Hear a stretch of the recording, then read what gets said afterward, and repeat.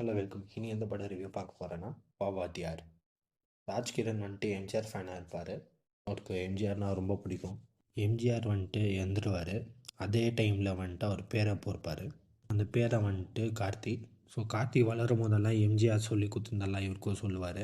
கார்த்தி பேர் வந்துட்டு ராமு.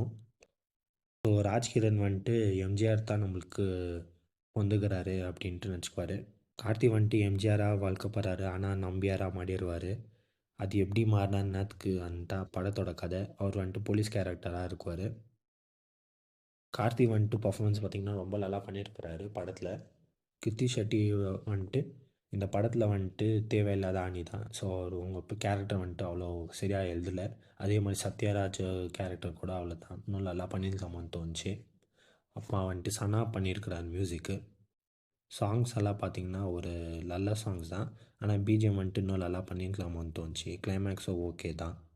ஓவரால் பார்த்திங்கன்னா இது மூவி வந்துட்டு ப்ரெடிக்ட் பண்ணலாம் ஈஸியாக என்னென்ன நடக்குதுன்ட்டு.